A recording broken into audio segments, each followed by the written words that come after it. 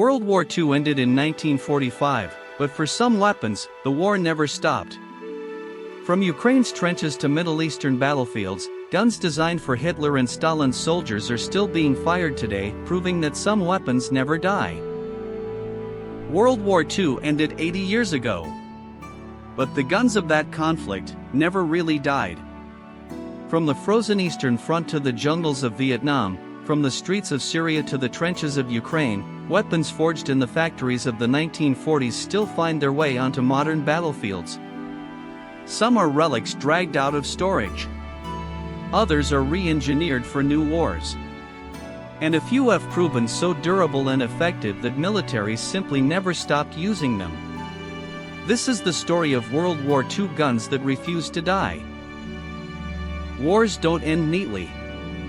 When the smoke clears, mountains of weapons are left behind: rifles, pistols, submachine guns, and even artillery.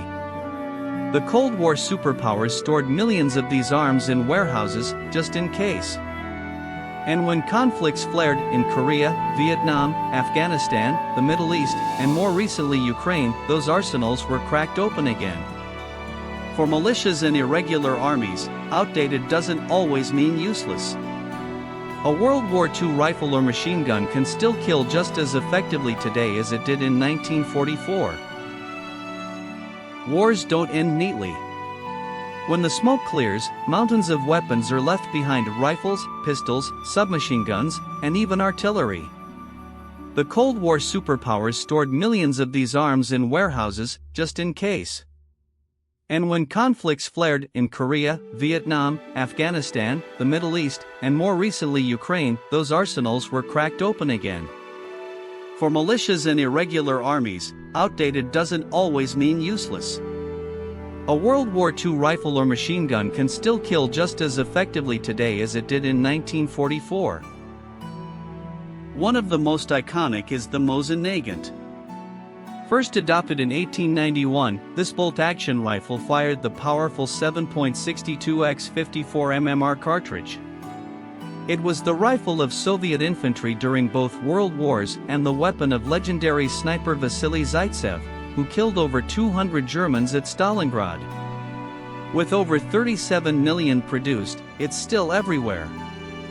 In eastern Ukraine, pro-Russian separatists were photographed carrying Mosins in 2014.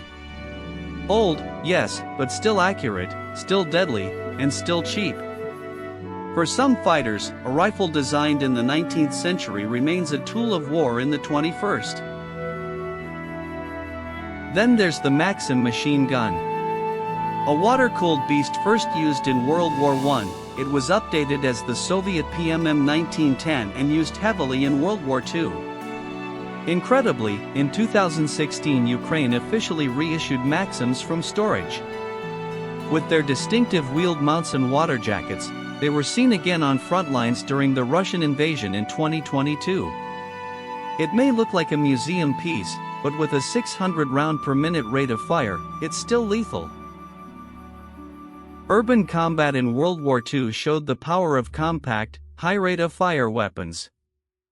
The PPSH-41, with its iconic 71 round drum magazine, was so effective that German soldiers often preferred captured Soviet ones to their own MP-40s. It's been spotted in Ukraine, Syria, and beyond. The PPS-43, a lighter and cheaper cousin, also lives on. Its folding stock made it perfect for vehicle crews, and it still pops up with militias. And of course, the Thompson Tommy gun and the American M3 grease gun, weapons of GI storming Europe and the Pacific, found their way into Korea, Vietnam, and even modern-day conflicts in the Philippines. These weapons may lack the range of assault rifles, but at close quarters, their firepower is devastating. Some World War II guns didn't just survive, they thrived.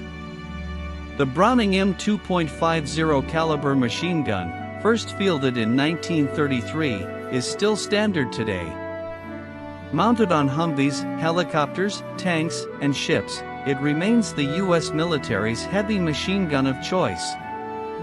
Legendary sniper Carlos Hathcock even used an M2 fitted with a scope in Vietnam. It's been in service for over 90 years, and it's not going anywhere.